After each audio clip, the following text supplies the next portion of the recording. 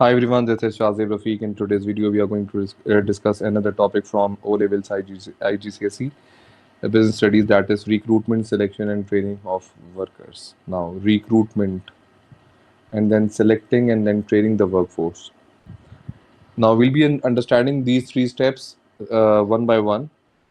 But before that, we need to understand that what are the activities or the function of a human resource department is. अच्छा जी, function of human resource department में सिर्फ ये नहीं है कि वो रिक्रूटमेंट करता है, बल्कि उसके और भी बहुत सारे ड्यूटीज़ एंड रिस्पॉन्सिबिलिटीज़ होते हैं। जैसे कि रिक्रूटमेंट एंड सिलेक्शन तो सबसे पहले है कि भाई वर्क फोर्स को रिक्रूट करना है, सही जगह पर सही बंदे को प्लेस करना है ताकि कंपनी उसको इफेक्टिवली यूटिलाइज कर सके। वर्कर्स की वेजेस एंड सैलरीज क्या होंगी डिपेंड करता है कि उनका लेवल ऑफ स्किल कैसा है, किस लेवल पे उनको हायर किया जा रहा है, उनका एक्सपीरियंस कितना है। इंडस्ट्रियल रिलेशंस को मेंटेन करना है। जब हम बात करते हैं इंडस्ट्रियल रिलेशन की, तो इसमें मेनली हम बात कर रहे होते हैं ट्रेड यूनियंस की। तो ट्रेड यूनियंस के साथ जितनी भी नेगोशिएशन होगी वो भी एचआरएम करेगा। वर्कर्स के ट्रेनिंग प्रोग्राम्स को सेट करना, उनकी ट्रेनिंग करवाना, अगर कोई स्किल अपग्रेड हुआ है, कोई मशीनरी अपडेट हुई है तो उसके मुताबिक उनको ट्रेन करना। हेल्थ एंड सेफ्टी से रिलेटेड उनको ट्रेन करना, और रिडंडेंसी एंड डिसमिसल के क्या पैरामीटर्स हैं, किन रीजंस पे हम कंपनी डिसाइड करती है कि उनको रिडंडेंट करना चाहिए या डिसमिस करना चाहिए। तो ये तमाम फैक्टर्स जो है वो ह्यूमन रिसोर्स डिपार्टमेंट ही मैनेज कर रहा होता है किसी भी ऑर्गेनाइजेशन में। अब बात कर लेते हैं कि करके रिक्रूटमेंट एंड सिलेक्शन की। तो वर्कर को रिक्रूट करना ड्यूरिंग इंडस्ट्रियलाइजेशन एक बड़ा मेजर प्रॉब्लम जो इंडस्ट्रीज ने फेस किया था वो था रिक्रूटमेंट एंड सिलेक्शन का। प्रॉब्लम क्या होती थी? इंडस्ट्रियलाइजेशन फर्स्ट टाइम जब डेवलप हुई 1760 में, फ्रेंच रेवोल्यूशन के बाद, तो पता ये चला कि जब इंडस्ट्रीज डेवलप हो रही थी और प्राइमरी से सेकेंडरी सेक्टर की डोमिनेंसी बढ़ती जा रही थी, लोग प्राइमरी सेक्टर छोड़ के सेकेंडरी सेक्टर में आ रहे थे। तो इससे पहले ये काम हुआ नहीं था, लोगों को इतना आइडिया नहीं था कि ये इंडस्ट्रियलाइजेशन में रिक्रूटमेंट का एक बड़ा पार्ट है, वो कैसे करते हैं। तो उस वक्त रॉन्ग डिसीजंस ले लिए जाते थे by the industries when they are hiring people, क्योंकि कोई टेस्टिंग क्राइटेरिया नहीं था, कोई सिलेक्शन क्राइटेरिया नहीं था। इंडस्ट्रीज पहली दफ़ा डेवलप हो रही थी।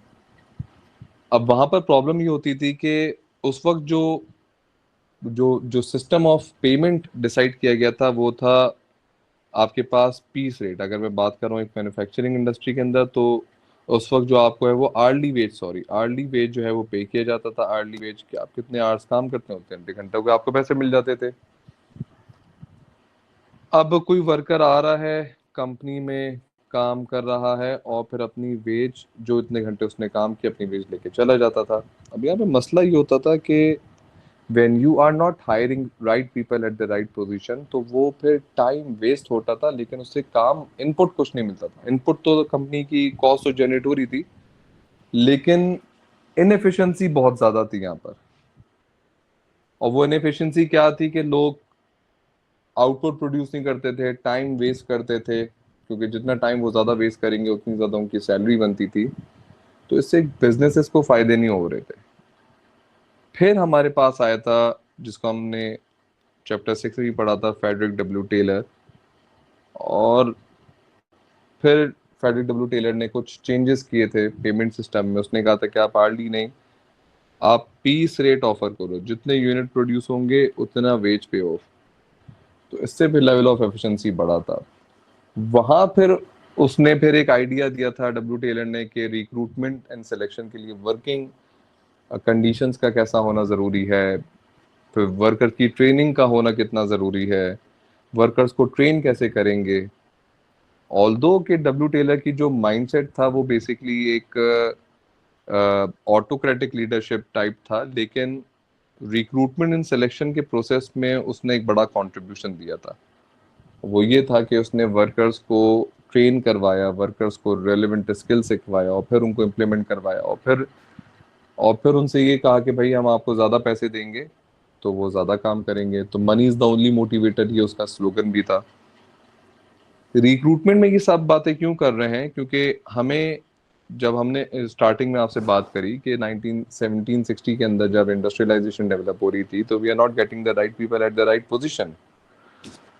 उस right people at the right position के लिए जो है ना, ये पूरा एक सिस्टम डेवलप किया गया over the period of time, जिसको हम कहते हैं रिक्रूटमेंट एंड सिलेक्शन क्राइटेरिया। और अब कंपनीज, मल्टीनेशनल कंपनीज इसको बेताशा इंप्रूव कर चुकी हैं, because markets are very competitive in nature, information is available in the market। तो आपको हर तरीके से इसको, अपनी बिजनेस को आपने स्ट्रॉन्ग करना है, उसकी मैनेजमेंट सिस्टम को स्ट्रॉन्ग करना है, और उसकी जो प्रॉब्लम्स हैं उसको आपने ओवरकम करना है। उसके लिए आपको एक प्रॉपर रिक्रूटमेंट एंड सिलेक्शन को फॉलो करना पड़ता है। अब ये पूरा प्रोसेस जो रिक्रूटमेंट का है, ये जनरली कैसे फॉलो किया जाता है? तो सबसे पहले एक वैकेंसी अराइज होती है। जब हम ये कहते हैं कि वैकेंसी अराइज हो रही है, तो इसका मतलब ये है कि आपके पास,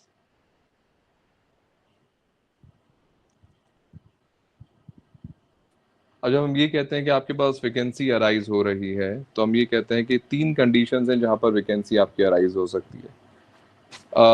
सबसे पहले आप देखेंगे कि वैकेंसी अराइज होती है वैकेंसी अराइज होती है कि जब न्यूली स्टैब्लिश्ड बिजनेस होता है, न्यूली स्टैब्लिश्ड बिजनेस है, तब वैकेंसी अराइज होगी।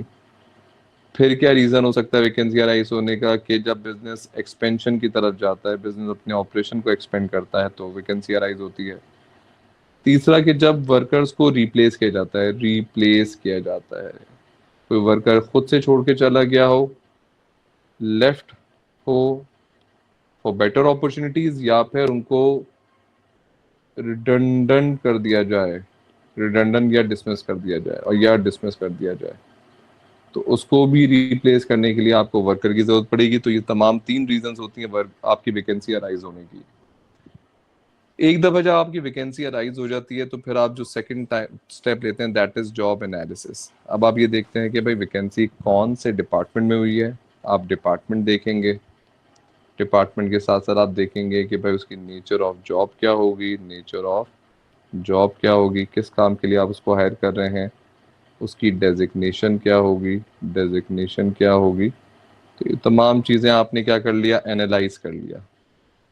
मेनली जब हम ये सब चीज़ें आप जॉब डिस्क्रिप्शन कर ली, जॉब एनालिसिस आपने basically identifying the vacant position, कितनी पोजीशंस वेकेंट है, identify the vacant vacant positions, कितनी पोजीशंस खाली हैं, आपने उनको आइडेंटिफाई कर लिया।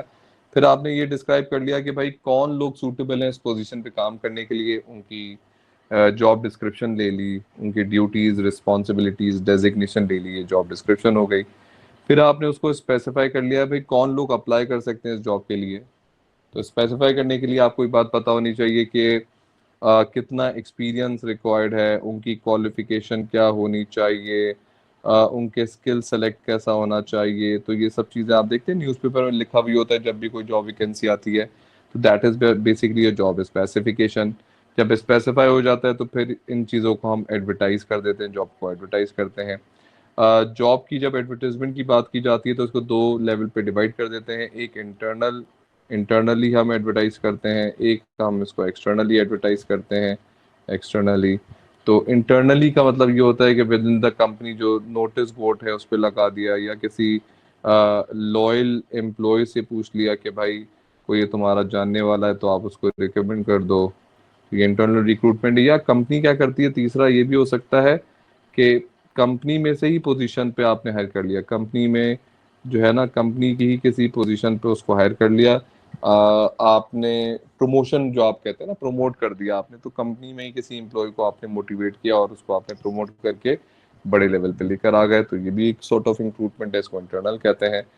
और एक्सटर्नल की अगर हम बात करें, एक्सटर्नल रिक्रूटमेंट की हम बात करें, तो इसमें क्या हो रहा होता है, बेसिकली कंपनी जो है वो न्यूज़पेपर में दे दी है, या फिर किसी जो है वो रिक्रूटमेंट एजेंसीज होती हैं, थर्ड पार्टी रिक्रूटमेंट एजेंसीज को जो है वो कहती है कि भाई आप भी जो है वो हमारे बिहाफ पर रिक्रूटमेंट करके हमें दे दें। या गवर्नमेंट के जॉब सेंटर्स होते हैं, जॉब सेंटर्स, जॉब सेंटर्स होते हैं, तो वहाँ पर भी गवर्नमेंट जो है वो एंटरटेन करती है कि लोग आएँ और उसके लिए अप्लाई करें। तो ये दो तरीके मैंने आपको बता दिए जॉब को एडवर्टाइज करने के लिए। एडवर्टाइज करने के बाद जो रेलेवेंट लोग होते हैं वो उस फॉर्म को फिल आउट करते हैं, और जो शॉर्ट लिस्टेड होते हैं फिर उनको इंटरव्यूज के लिए कॉल बुला कर ली जाती है।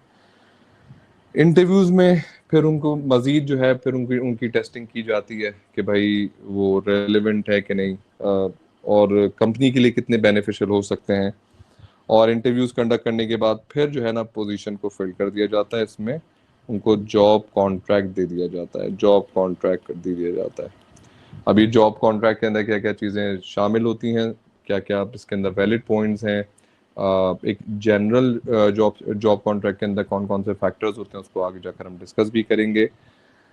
ये तमाम बातें जो मैंने अभी आपसे की हैं ये सब यहाँ पर मैं डिस्क्रिप्शन में मेंशन भी की हुई हैं। Job analysis, new employees is needed, job analysis needed to take identify the task and responsibilities in the position।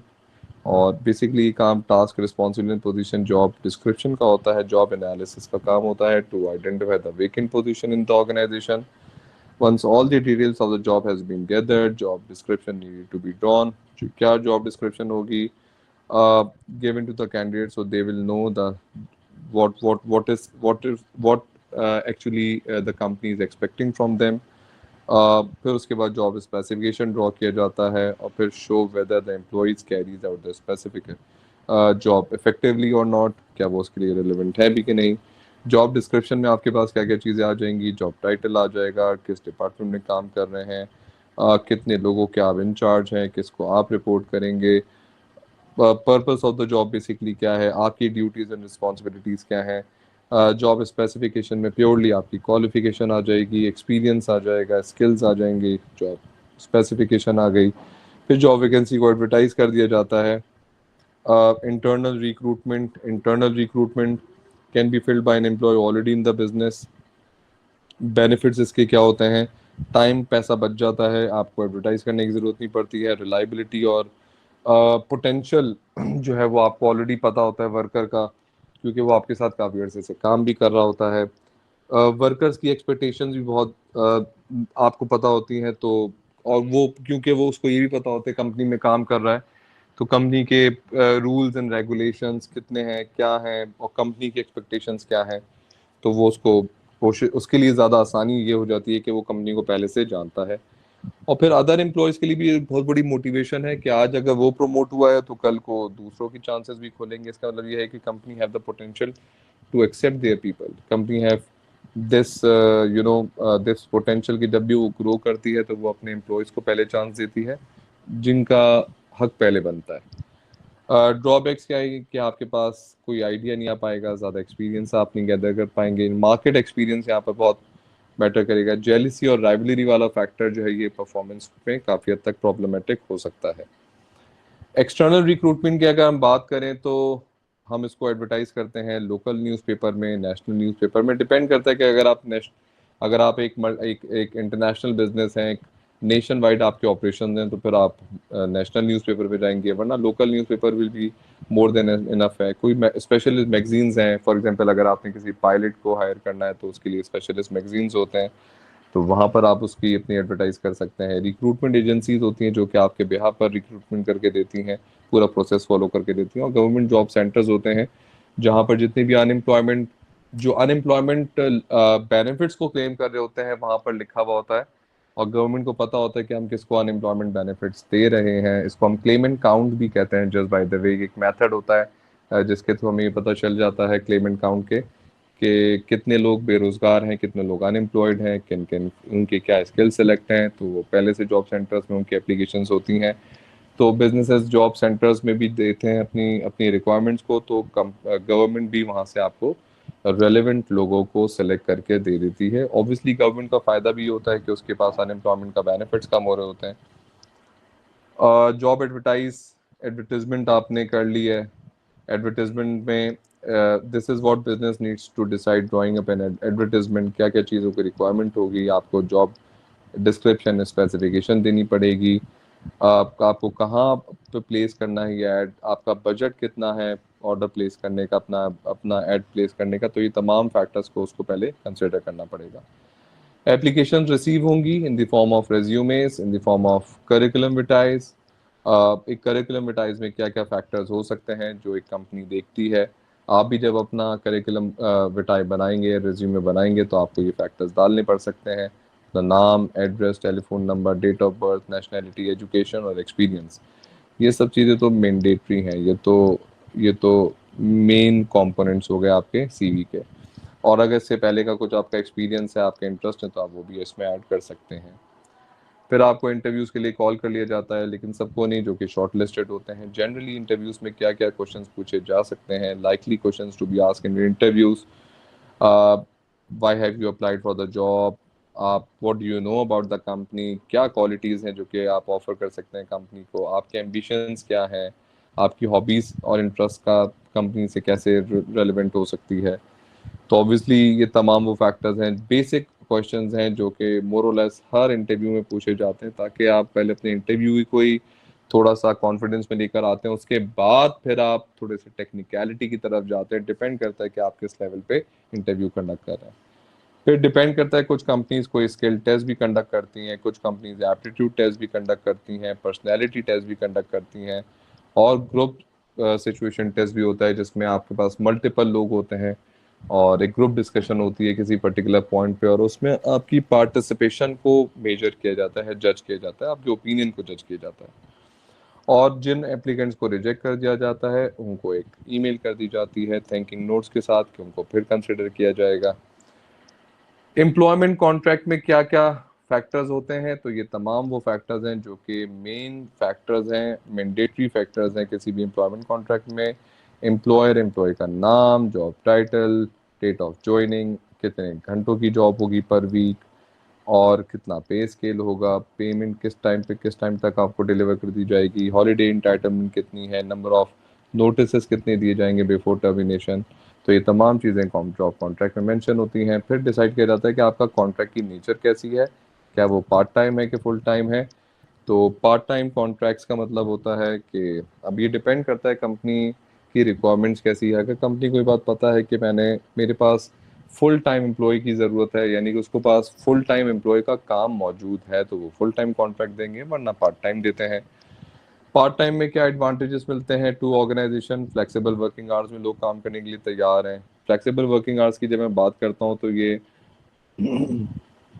Odd hours भी हो सकते हैं, नॉन सोशलेबल वर्किंग आवर्स भी हो सकते हैं। यानी कि नॉन सोशलेबल कौन से होते हैं, सुबह 9 से शाम 5 ये सोशलेबल वर्किंग आवर्स हैं, शाम 5 से ऑनवर्ड्स ये सारे के सारे नॉन सोशलेबल वर्किंग आवर्स हैं। तो ये फ्लेक्सिबिलिटी मिल जाती है कंपनी को। Easier to ask employees just to work at busy times, अगर उनके पास कुछ ऐसा पीक टाइम में काम ज़्यादा रहता है, पूरे दिन इतना काम नहीं रहता, तो पर्टिकुलर टाइम्स में ही हायर करेंगे उसको। Extend business hours by working on weekends, अपने वीकेंड्स पे भी अपने वर्किंग आवर्स को बढ़वा सकते हैं, क्योंकि वहाँ पर रेगुलर वर्कर्स काम करने के लिए तैयार नहीं होते, लेक्स एक्सपेंसिव होते हैं, क्योंकि इनका सैलरी पैकेज फुल टाइम वाला नहीं होता है। ये जितने आवर्स काम कर रहे होते हैं उस हिसाब से अपनी सैलरी हायर ले रहे होते हैं। पार्ट टाइम डिसएडवांटेजेस के क्या हो सकते हैं, ट्रेनिंग नहीं लेते, क्योंकि ये पार्ट टाइमर्स हैं, कंपनी इनके ऊपर अपना इतना स्पेंडिंग भी नहीं करती, इन्वेस्टमेंट्स भी नहीं करती है, लॉन्ग टर्म आप इसको नहीं देखते अपने साथ। इनको जहाँ अच्छी अपॉर्चुनिटी मिलती है चले जाते हैं, तो इतनी ज़्यादा लॉयल्टी बिल्ड नहीं हो पाती दोनों की तरफ से, एम्प्लॉयर भी और एम्प्लॉय भी, दोनों लॉयल नहीं है। Less likely to be promoted और difficult to be communicate with them, बहुत प्रॉब्लम होती है कम्युनिकेशन में। और अगर आप इसको सबको अपोजिट कर देंगे, एडवांटेजेस जो है वो डिसएडवांटेजेस फुल टाइम के लिए, ये डिसएडवांटेजेस जो है वो एडवांटेजेस है फुल टाइम के लिए। फिर हम बात करेंगे ट्रेनिंग्स की। तो we have 3 types of training जो एक कंपनी ऑफर करती है। और ट्रेनिंग क्यों ऑफर की जाती है, ताकि वो, और कब ऑफर की जाती है, ताकि वो जब इंट्रोड्यूस करती है अपने नए प्रोडक्शन प्रोसेस को, इम्प्रूव करती है एफिशिएंसी को, डिक्रीज करती है सुपरविजन नीडेड को। सुपरवाइजर्स नहीं चाहिए, कंपनी फ्लैट हिरार्कियल स्ट्रक्चर पे जा रही है, लॉन्ग चेन ऑफ कमांड को फॉलो कर रही है, लॉन्ग चेन ऑफ कमांड को, तो फिर वहाँ से सुपरविजन को हटाया जाता है। और लॉन्ग चेन ऑफ कमांड को follow in wide span of control को, ये तब ज़रूरी होता है, मैं यहाँ पर लिख भी देता हूँ, ये ज़रूरी होता है तब business wide span of control की तरफ जाती है। स्पैन ऑफ कंट्रोल का मतलब होता है people working under single supervision. मिसाल के तौर पे एक मैनेजर की सुपरविजन में पहले 5 लोग काम कर रहे थे, 1 2 3 4 5। अब इसकी सुपरविजन में मजीद 2 को और ऐड कर दिया गया है, तो ये इसका वाइड स्पैन ऑफ कंट्रोल हो गया। This is what we call wide span of control.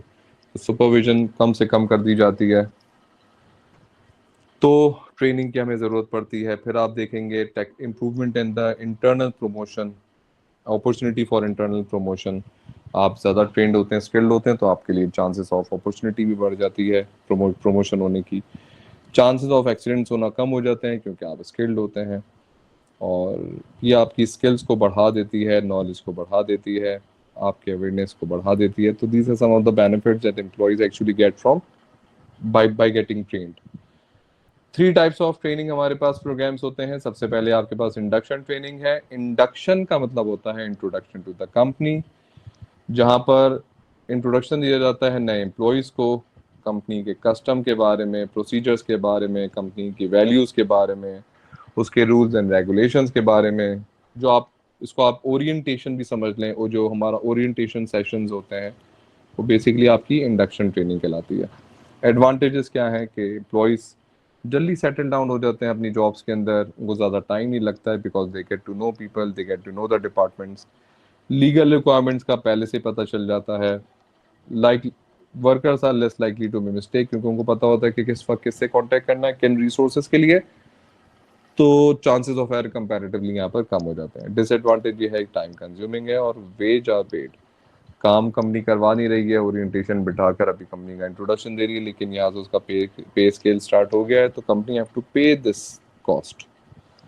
On the job training company की स्पेसिफिक नीड्स को बहुत ज़्यादा टारगेट करेगी, और एक्सपीरियंस वर्कर के साथ वर्कर्स को बिठा दिया जाता है, जहाँ पर वो काम सीखते भी रहते हैं, काम करते भी रहते हैं। एडवांटेजेस क्या होते हैं?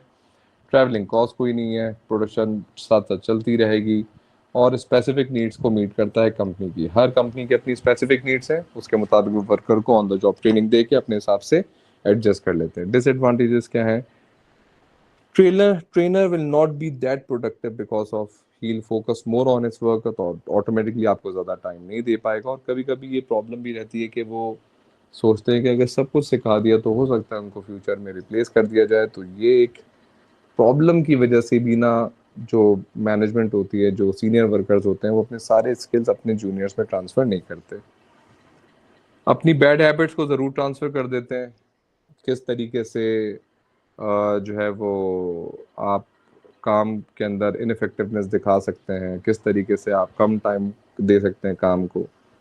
तो कंपनी के कुछ लूप होल्स होते हैं जो कि पुराने लोगों को कुछ ना कुछ पता होते हैं, तो वो नए लोगों में ट्रांसफ़र कर देते हैं।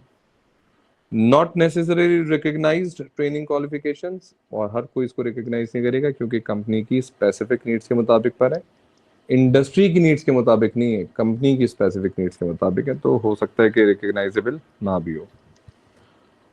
Of the job training again आपको कंपनी, आप अब ये कब तब होता है जब आप कंपनी के साथ 2 4 5 साल तक आप कंपनी के साथ काम कर रहे हैं, और कंपनी अब अपने प्रोडक्शन मेथड को मजीद इंप्रूव कर रही है, नई टेक्नोलॉजी नई मशीनरी लेकर आ रही है, तो वो चाहती है कि आपका स्किल सेलेक्ट भी इंप्रूव करे, आपकी पर्सनल डेवलपमेंट पे भी पैसा खर्च करे, आपकी पर्सनैलिटी डेवलपमेंट को भी इन्हेंस करे।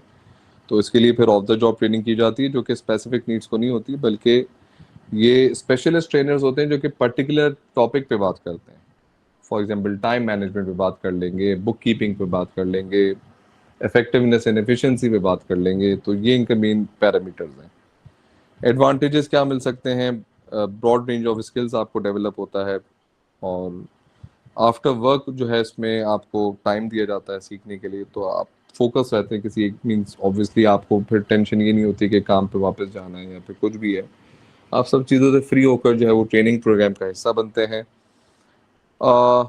Often use by experts and experience trainers, और वो अपनी एक्सपर्टीज अपने एक्सपीरियंस को बहुत कम टाइम में, लिमिटेड टाइम में आपके अंदर ट्रांसफॉर्म कर रहे होते हैं। डिसएडवांटेजेस ये है कि आपको एक कॉस्ट बेयर करनी पड़ती है, यू हैव टू पे for these training courses. Generally हमारे जो बीइंग अ टीचर हमारे जो केमिस्ट्री के प्रोग्राम्स आते हैं, हमारी जो फेस टू फेस ट्रेनिंग्स आती हैं, they cost us around 28 to 30,000 for 2 days। 2 दिन की ट्रेनिंग होती है। 28 से 30 हज़ार, 35 हज़ार, 35,000 तक की भी हो सकती है। तो ये हमें बहुत ज़्यादा एक्सपेंसिव पड़ जाती है। पर डे के चार्जेस आप देखें, इट्स क्वाइट एक्सपेंसिव। और additional qualifications means easier to leave and find another job. अगर आपका स्किल सेलेक्ट बढ़ जाता है तो आपको भाई बाहर से भी, क्योंकि आप जब जहाँ ट्रेनिंग पे जा रहे होते हैं वहाँ पर और भी कंपनीज के लोग एम्प्लॉयज आ रहे होते हैं, तो उसमें आपकी पीआर बहुत ज़्यादा बढ़ जाती है। तो हो सकता है कि आपको कोई कंपनी वहाँ पर भी ऑफर कर दे जिसकी वजह से आपके चांसेस काफ़ी हद तक बढ़ सकते हैं टू गेट बेटर एम्प्लॉयमेंट। तो कंपनी के लिए नुकसान है क्योंकि उसने आपको ट्रेनिंग पे खर्चा किया और अब आप उसको छोड़कर जाने की बातें कर सकते हैं।